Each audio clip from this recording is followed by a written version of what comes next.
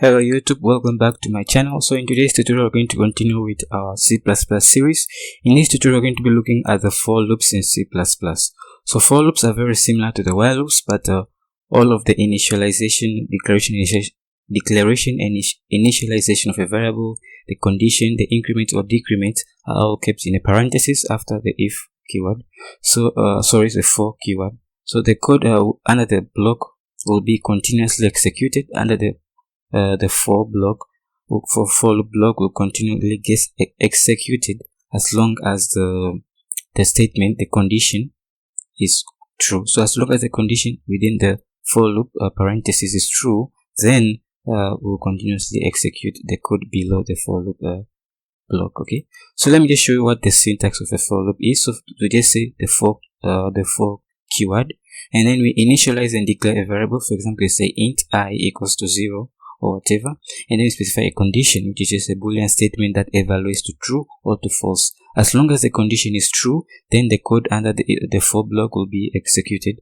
And then we have an increment or decrement. So we have already looked at increment or decrement in the while loop, and we discussed that using the post increment and pre increment have no effect. So if you don't know what post increment are and post decrement is, stuff like that, you can go and check my video where we discussed about post and pre increments and decrements in detail.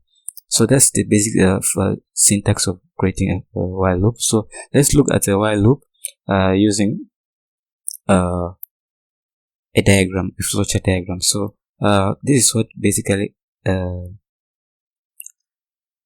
for loop looks diagrammatically. So we can see we are setting our loop at the end, at the initial point here, and then we are initializing a variable, which is the first statement here. We are initializing a variable here, and then we are passing in a condition, which is the third argument here, and then the increment or decrement, which is the third argument here, and then we move back here. I'll just bring this here. So we are initializing a variable. For example, we are saying int I equals to certain variable. So we are initializing that variable, and then we are passing that variable through a condition. If the condition is true, the code will get executed, and then we will increment or do a decrement, and then we pass the value of the result of the incrementation or decrementation back to our condition. We check if it's true, we'll execute the code, do the increment or decrement again, pass the value to the condition, check if it's true, we execute the code, and then we go in this cycle, right? You can see it forms a loop. This is a cycle. If this is false, then this cycle has to break, so we go to this side, and then the condition is false, we'll end our loop down here. Okay, so let me just show you how we can print now between 1 and 4, between 0 to 3 using a for loop. Okay, so you have the declared initialize a variable here. I is just 0.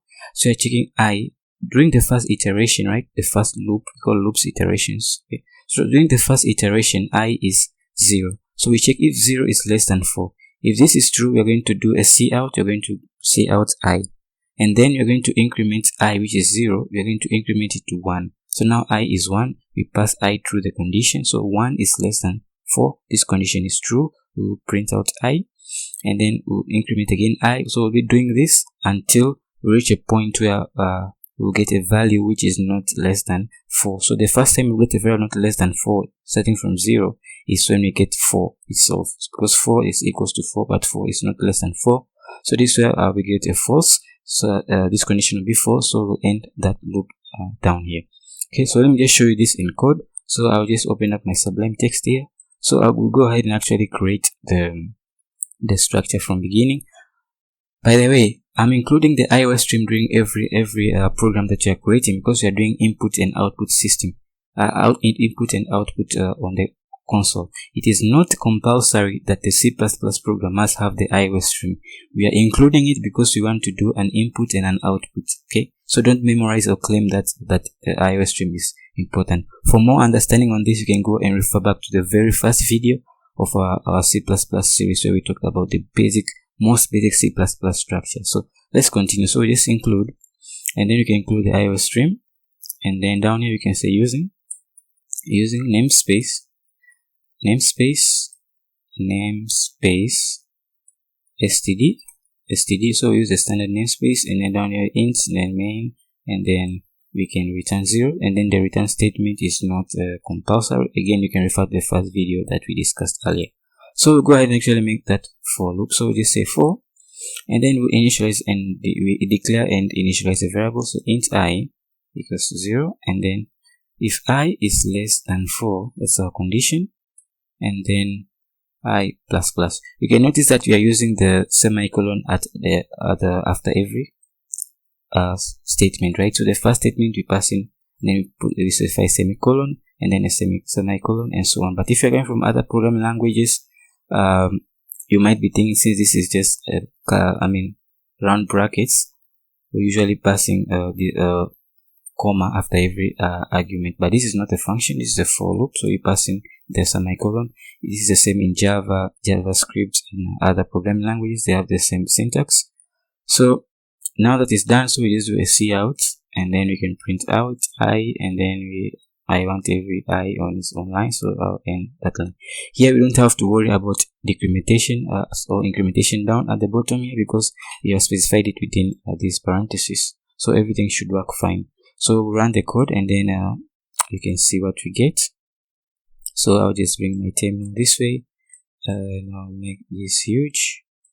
So guys, you can see you have 0, and then 1, 2, 3, and 4. So we have 4 iterations, and during each iteration we printed out the number for that iteration with a 0, 1, 2, 3, and 4. And 3, sorry, we didn't go to 4. So to go to 4, you might say equal to, because if you want to include 4, you have to say equal to, and then we should get from 0 to 4 itself. 4 is included. Okay, so you can see we have from 0 to 4, where 4 is also included in the output. So that's what basically a for loop is all about. So in the previous tutorial, we created a program that printed out even numbers. So let's do the same thing over here again. So we just say 4 is less or equals to 100. 100. Let's keep it simple. You can go until 1000 if you want. So we want to check if I modulus 2 equals to 0. So we want to do cout, and then want to print I, and then end that line. So that's all we wanted to do. So this will print for us all the numbers between 1 and all even numbers from 0 to 1, from 0 to 100 included. Okay, so just run that, and then we can see the output here. You can see we have all the even numbers with 0 included. So we can say that even numbers of it. So if you want to exclude the 0, you can just start from 1. So this will exclude the 0. So we can see now the 0 shouldn't be there. So let's make this large. So you can see we don't have the 0. Start from 2. So 2, 0, 2, 4, 6, 8, 10. You can go on until 100 itself. So that's all there is to for loops in C++. So we just declare a variable. You can give it any value you want, and then the condition which you will check, and you execute every code under the for loop block if the condition is true, and then we can do an increment or a decrement. So let's try to do this with an decrement. So this is 0, and I told you that post increment or post decrement or pre decrement does not have this effect when you're working with loops. So you can just run this, and we should get the same value. If I didn't make it, okay, I think I did a logical error. So I is 100, right? So as long as it's less or equals to 0, we don't want the 0 included. So we'll run this code. So you can see here we have the output, but in a reversed order. We did this in the previous tutorial because about while loops. So you can see we have 100, 98, 96. All these are even numbers, but just in a reversed order. So that's how you can do the using the decrement. So you can also use the decrement like this. You can simply doing it this way. This is known as the pre-decrement. Okay, so if you run this code, everything should run as usual. Everything should run as fine. I'll just make this huge. Okay, so everything is the same output. So using a post increment, decrement, or a pre-decrement has no effect on a while loop. The output will still be the same. So if you see using this way or this, so this is the same, or this is the same as also doing this. Okay, so just that. So keep back the 0. So that's all about for loops in C++.